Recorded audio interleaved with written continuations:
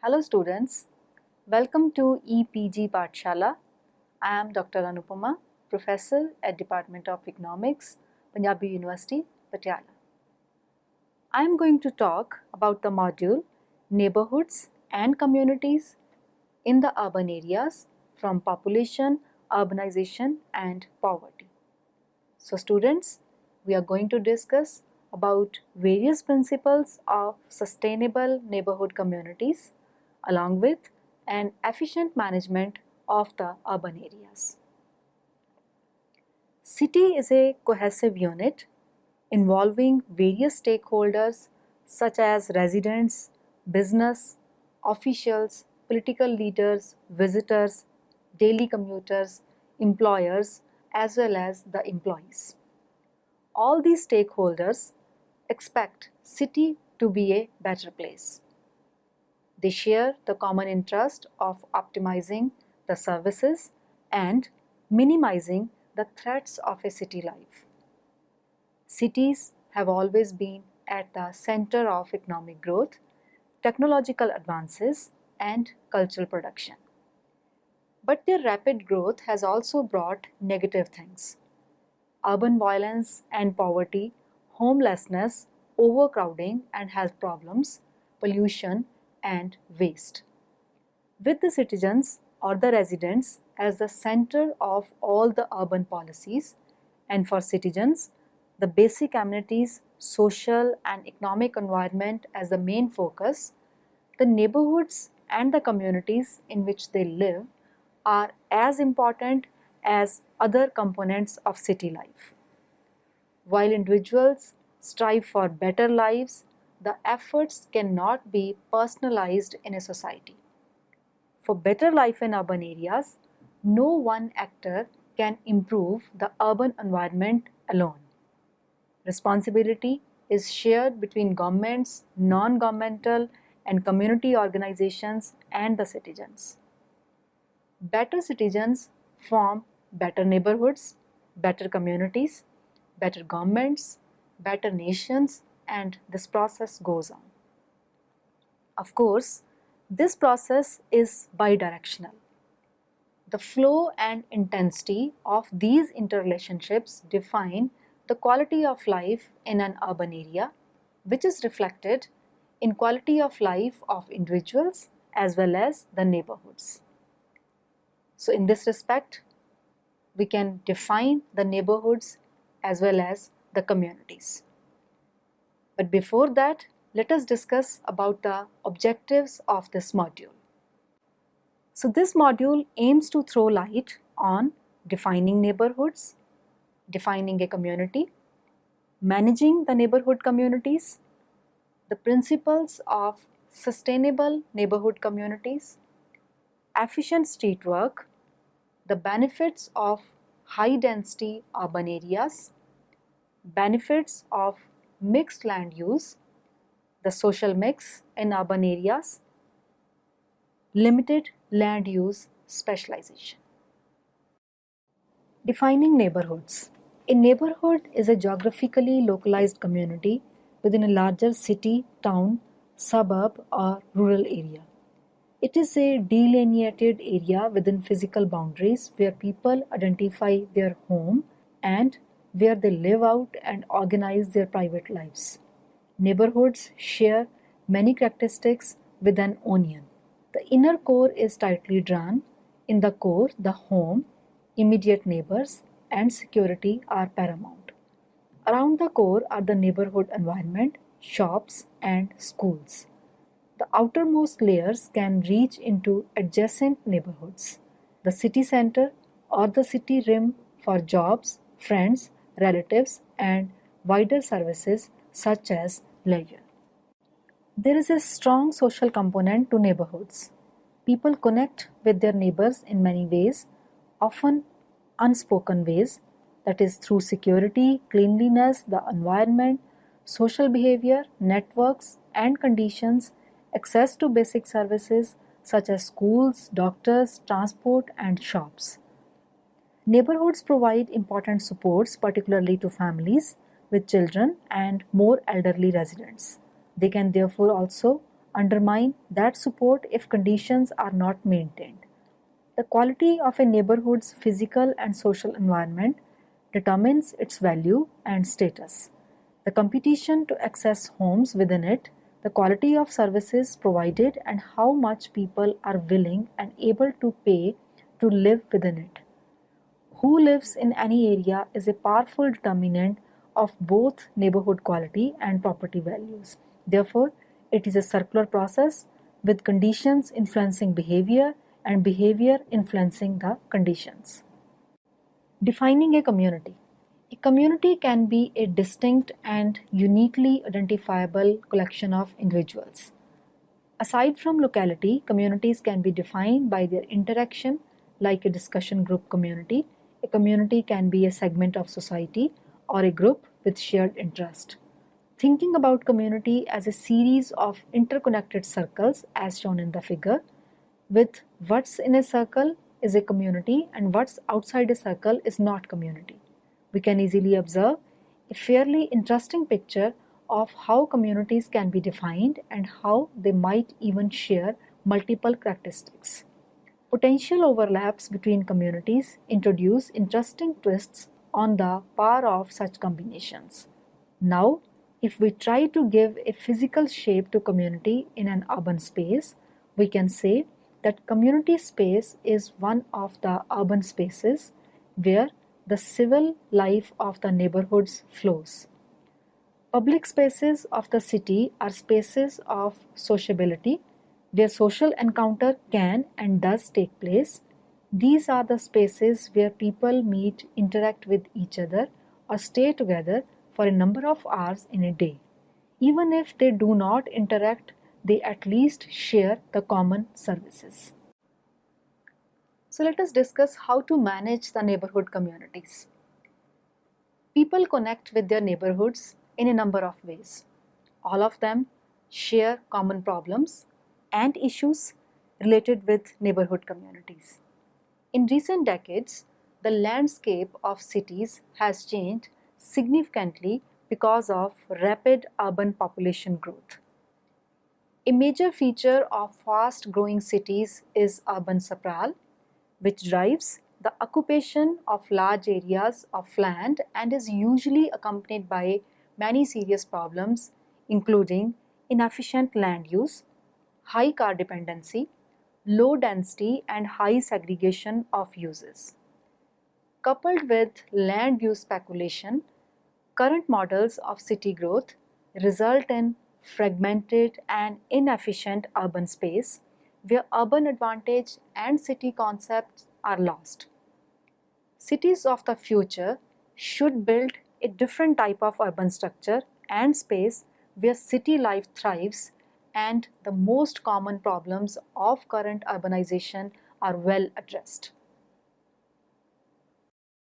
UN Habitat 2014 proposes an approach that summarizes and refines existing sustainable urban planning theories to help build a new and sustainable relationship between urban dwellers and urban space and to increase the value of urban land. This approach is based on 5 principles that support the 3 overlapping key features of sustainable neighborhoods and cities, which are compact, integrated, and connected. A compact city is an urban planning and urban design concept which promotes relatively high residential density with mixed land uses. It is based on an efficient public transport system and has an urban layout which, according to its advocates, encourages walking and cycling, low energy consumption, and reduced pollution. A large resident population provides opportunities for social interaction as well as a feeling of safety. It is also arguably a more sustainable urban settlement type than urban sprawl because it is less dependent on the car, requiring less and cheaper infrastructure provision. Achieving a positive compact city does not just mean increasing urban density per se or across all parts of the city. It means good planning to achieve an overall more compact urban form. A compact, integrated, and connected city must have certain features. It should have a vibrant city life, walkability, as well as affordability. A vibrant street life. Supporting and promoting street life by enabling a variety of activities, conducive frontage and street width, and reducing the presence and role of private transport. A high population density generates sufficient industrial and commercial service demand, while mixed land use provides adequate manufacturing and service space. The compact, integrated, and sustainable cities must satisfy people's material and spiritual needs and creates a safe and vibrant city life. This is a key feature of sustainable cities. Walkability. Promoting walkability as a key measure to bring people into the public space, reduce congestion, and boost local economy and interactions. A vibrant street life encourages people to walk or cycle around, while a rational street network enables necessary city administrative services to be offered within walking or cycling distance and ensures security. High density mixed land use and a social mix make proximity to work, home, and services possible. Walkability helps to reduce automobile reliance and thus alleviate relevant congestion, air pollution, and resource depletion issues. It is healthier to walk more and drive less. Pedestrians add an incredible amount of vibrancy to city life. Affordability. Supporting affordability of transactions and economic activities, as well as of services and housing, by promoting proximity and reducing costs and building services for a diverse group of users. Proximity helps to reduce wastage of time and resources and thus brings down general service costs. Furthermore, the social mix principle tries to promote a rational distribution of urban public resources and provides adequate housing for different revenue groups through city planning regulations, ensuring social equity and promoting economic efficiency. An affordable and accommodating city is a core feature of a sustainable city. 5 principles of a sustainable neighborhood communities. For sustainable neighborhood communities, UN Habitat has suggested 5 principles. Principle 1 means adequate space for streets and an efficient street network. Principle 1 aims to develop an adequate level of street network that not only works for vehicles and public transport but also specifically aims to attract pedestrians and cyclists. It will include a street hierarchy with arterial routes and local streets based on traffic speed differences. The street network will also shape the urban structures, which in turn sets the pattern of development blocks, streets, buildings, open spaces, and landscape. Principle 1 provides a material basis for sustainable urban development. To design the street network in a high-density city, the amount of land needed for roads and parking needs to be determined. Through a study followed by UN Habitat, it is found that 20 to 30% of urban land and 40 to 60% of commercial center land is used for roads and parking. In high-density, mixed-use urban areas, it is recommended that at least 30% of land is allocated for roads and parking, and at least 15 to 20% is allocated for open public space. This study shows that for urban, impervious surface coverage, complex functions, and high population density require high street coverage, while purely commercial areas need more of the parking space and driveways. To develop sustainable mobility, the design of the street network should aim at walkable and cyclist-friendly streets, optimum use of public transport, highly interconnected roads, and provision of sufficient parking space. Further, UN Habitat emphasizes that for ensuring walkability in a neighborhood, the walking distance to key services should be between 400 to 450 meters. Public transport catchment is another important factor in designing a street hierarchy. Combining walkability and public transport catchment, the suggested distance between two arterial routes is between 800 to 1000 meters. This distance is the constraint for the street grid design, urban structure design, and neighborhood size. The second principle is that of high density. To prevent urban sprawl and promote sustainable urban extension, it is necessary to achieve high density, which is the foundation of a sustainable neighborhood. High density essentially means a concentration of people and their activities. To promote a high population density and stop the downward trend worldwide, Principle 2 defines a minimum of 150 persons per hectare for a sustainable neighborhood. Cities in land-rich and developed countries, however, may set a lower target and work progressively towards increased density. Compared with low density, high density has economic, social, and environmental benefits, which we can discuss now. The first one is efficient land use slows down urban sprawl because high density neighborhoods can accommodate more people per area. The second one is reduced public service costs. High density neighborhoods tend to decrease the cost of public services such as police and emergency response, school transport, roads, water and sewerage, etc. Another is support for better community service, reduced car dependency and parking demand, and increased support for public transport, the provision of social equity, the support for better public open space, and the increased energy efficiency and decreased pollution. Though there are worries about crime, poverty, and depression in highly dense neighborhoods, but a well-designed and organized high-density neighborhood can be safe and comfortable, but a good quality design is essential to achieve viable high-density areas. In the context of fast urbanization, high density is a smart choice and is at the core of sustainable urban planning. Principle 3. Mixed land use.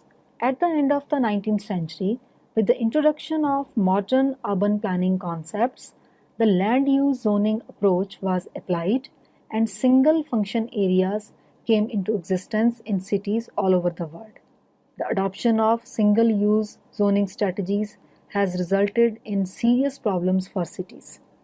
Urban sprawl has increased, the quality and vitality of many urban centers has declined, and car dependence and traffic congestion affect everyone. To solve these problems, new urbanism promoted the core concept of mixed land use.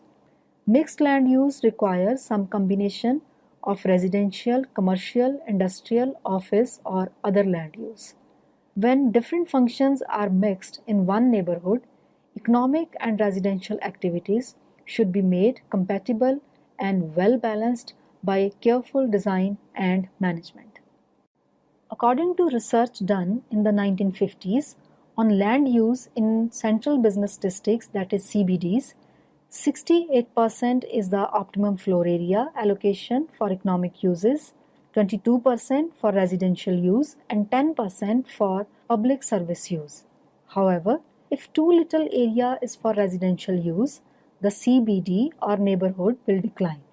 For example, in the 90s, the inner city of Los Angeles was on the wane.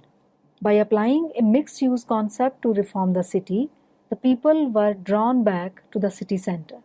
In 1998, downtown Los Angeles was home to around 18,000 people. Now it houses nearly 50,000 residents. Downtown Los Angeles has shifted from a 9 to 5 CBD to a 24/7 prosperous neighborhood. Based on the research and analysis on CBDs, the suggested floor area distribution for a sustainable neighborhood is 40 to 60% for economic use, 30 to 50% for residential use, and 10% for public services. The set of recommended standards is a range to allow for flexibility so that different cities can adapt them to their own situations.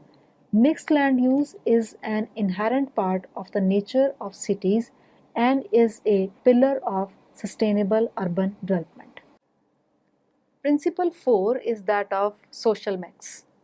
Principle 4 aims to promote the cohesion of and interaction between different social classes in the same community and to ensure accessibility to equitable urban opportunities by providing different types of housing.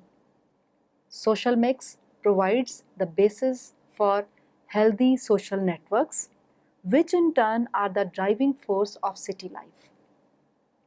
Social mix and mixed land use are interdependent and promote each other.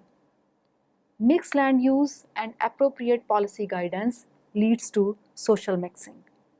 In a mixed land use neighborhoods, job opportunities are generated for residents from different backgrounds and with different income levels. People live and work in the same neighborhood and form a diverse type of social network. Social mix is a socio-spatial concept with these objectives. It aims to promote more social interaction and social cohesion across groups. It aims to generate job opportunities. It aims to overcome place-based stigma. It aims to attract additional services to the neighborhoods, and it aims to sustain renewal and regeneration initiatives. According to Principle 4, it is recommended that between 20 and 50% of the residential floor area is allocated to affordable housing, and one single tenure type should not exceed 50% of the residential floor area. The recommendation has a wide range to enable urban planners and city management to follow the national or regional owned to rented ratio. When implementing this recommendation, market factors should not be overlooked. To ensure the smooth implementation of this criteria and achieve social mix, there are many possible policy options. Depending on their social and economic development stage, cities should select proper policies to create a package that promotes a balanced, developed local community. Possible policies of social mix include promoting social mix by mixing tenures and developing sales programs within public estates, achieving social mix through allocation policies and the spatial distribution of poor households, investing in and improving public housing, achieving social mix by urban and housing design, promoting multi-level employment within the community, working with private developers to increase public housing supply, providing plots in different sizes and with different regulations to increase the diversity of housing options. The social policy mix thus helps alleviating the social problems of poverty and social segregation. Fifth principle is related with limited land use specialization. The principle 5 aims at adjusting or limiting the use of functional zoning to implement mixed land use policies. Zoning is a land use planning device used by local governments and urban planners in many countries. Zoning may be use-based, that is, regulating the use to which land may be put, or it may regulate building height, lot coverage, and similar characteristics, or a combination of these. This principle focuses on the land use aspect. At the city level, the unilateral application of land use specialization creates many single function neighborhoods, which is the source of contemporary urban challenges, including city congestion, segregation, car dependency, etc. Limiting land use specialization is important to create mixed land use. There are two ways to adjust zoning policies and apply Principle 5. Number one, to combine compatible land uses into one block and neighborhoods. Number two, to introduce mixed land use zoning while respecting market demand and cities' urban bylaws and regulations. The Principle 5 states that the single function blocks or neighborhoods should cover less than 10% of any neighborhood area. In the process of implementing Principle 5, adjusting the zoning policy according to the needs is important. All these principles are interrelated with each other. There is a probability of limited success if the urban governments aim at one or few principles while ignoring the others. For example, high densities would automatically require mixed land use, social mix, and limited land use specialization. It would not be safe and secure and sustainable if the street space is not adequate. Therefore, all these principles have to be followed simultaneously.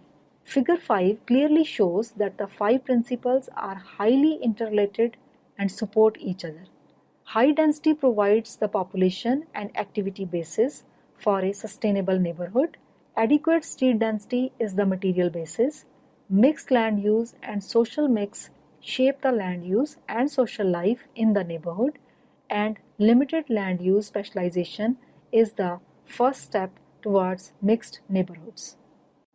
The 5 principles balance population growth, economic growth, rapid urbanization, sustainable urban development, and other factors, and try to establish a new urban system. In this system, population and urban infrastructure accomplish economies of scale. Diversified social networks and the diversity of land uses support each other and develop together. And urban space and urban dwellers live and develop in harmony.